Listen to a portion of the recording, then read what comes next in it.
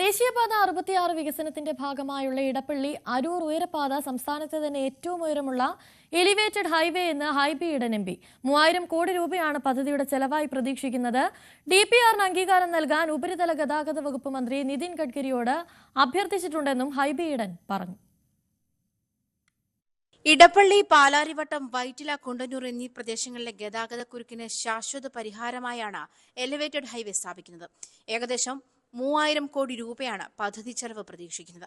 പല സ്ഥലങ്ങളിലും 45 മീറ്റർ എന്ന നിയമപ്രകാരമുള്ള കാരേജ് വേ ഉണ്ടാക്കാനും ഉചിതം ഉയരപ്പാത തന്നെയാണ്. ഇതിന്റെ നിർമ്മാണം വേഗത്തിലാക്കണമെന്ന് കേന്ദ്ര ഉപരിതല ഗതാഗത വകുപ്പ് മന്ത്രി നിതിൻ ഗഡ്കരിയോട് അഭ്യർത്ഥിച്ചിട്ടുണ്ടെന്ന് ഹൈബിയുടെ എം പി പറഞ്ഞു. എത്രയും വേഗത്തിൽ ഈ നാഷണൽ ഹൈവേ അതോറിറ്റിയുമായി ബന്ധപ്പെട്ടിട്ടുള്ള ഈ DPRന് അംഗീകാരം കൊടുക്കുക എന്നുള്ളതാണ്.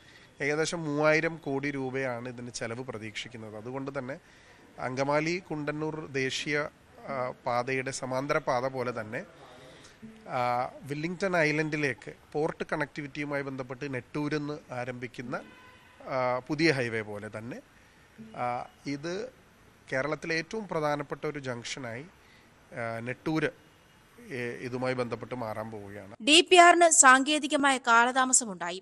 അതിന്റെ സാങ്കേതിക വശം കൂടി പരിഗണിക്കേണ്ടതുണ്ട്. അതുകൊണ്ടാണ് DPR അംഗീകരിക്കാൻ താമസിക്കുന്നതെന്നും ഹൈബിയുടൻ പറഞ്ഞു.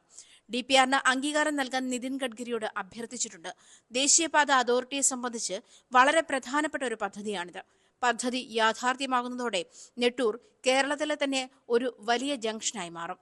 വളരെ പ്രധാനപ്പെട്ട പ്രോജക്റ്റാണ് നാഷണൽ ഹൈവേ അതോറിറ്റി ഓഫ് ഇന്ത്യയെ സംബന്ധിച്ച്. അവർ അതിൻ്റെ ഡീറ്റെയിൽ പ്രോജക്റ്റ് റിപ്പോർട്ടിന് കുറച്ച് സാങ്കേതികമായ കാലതാമസം ഉണ്ടായത് അതിൻ്റെ ഒരു ടെക്നിക്കൽ ഫീസിബിലിറ്റി കൂടി. കാരണം ഈ മെട്രോ കടന്നു പോകുന്ന 2 ജംഗ്ഷനുകൾ വൈറ്റില, പാലാരിവട്ടം, അതുപോലെ തന്നെ ഇടപ്പള്ളി 3 ജംഗ്ഷനുകൾ പിന്നിട്ടിട്ടായിരിക്കണം ഈ ഉയരപാത കടന്നു വരേണ്ടത്. അതിൻ്റെ സാങ്കേതികമായ തടസ്സങ്ങളുണ്ട്. പക്ഷേ DPR പൂർത്തിയായി എന്നാണ് ഞാൻ മനസ്സിലാക്കുന്നത്. ദേശീയപാത നിർമ്മാണം മറ്റു സ്ഥലങ്ങളിൽ പൂർത്തിയാകുന്നതോടെ ഇടപ്പള്ളി വരെ 6 വരിപ്പാതയിൽ വാഹനങ്ങൾക്ക് അതിവേഗ യാത്ര സാധ്യമാകും. എന്നാൽ ഇടപ്പള്ളി അരൂർ റീച്ച് 4 വരിപ്പാതയായി തുടരുന്നത് പ്രദേശത്ത് ഗതാഗതക്കുരുക്കിന് കാരണമാവുകയും ചെയ്യും.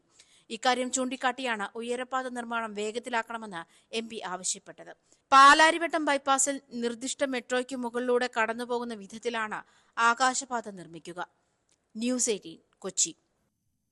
കോതമംഗലം കോട്ടപ്പടിയിൽ കാട്ടാന ശല്യം രൂക്ഷമാവുകയാണ്. പ്ലാമുടി, കൂവക്കണ്ടം, ചീനിക്കുഴി, വടക്കുംഭാഗം, വാവേലി പ്രദേശങ്ങളിൽ കാർഷിക വിളകൾക്ക് കനത്ത നാശനഷ്ടമാണ് വരുത്തിയത്.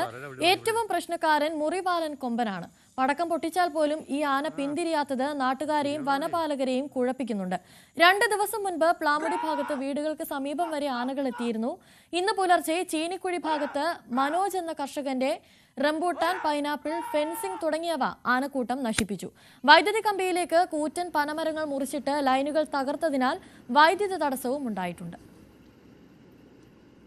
ജനങ്ങളുടെ നേരെ നമ്മൾ ടോർച്ച് അടിച്ച് നമ്മുടെ ജനവാസ മേഖലയിൽ ആന ഇറങ്ങി കൃഷി നശിപ്പിച്ചുകൊണ്ടിരിക്കുമ്പോൾ നമ്മൾ ടോർച്ച് അടിച്ച് അതിനൊന്ന് ഓടിച്ചു വിടാൻ നോക്കിക്കഴിഞ്ഞാൽ ഈ ടോർച്ച് വട്ടത്തിന്റെ നേരെ ആന വന്നിട്ട് നമ്മളെ ഉപദ്രവിക്കുന്ന ഒരു രീതിയിലേക്കാണ് ഇപ്പൊ ഈ ആന കാണിച്ചത്. കാരണം ഫോറസ്റ്റുകാർക്ക് വരെ ഈ ആനനെ പേടിയാണ് ഇപ്പൊ.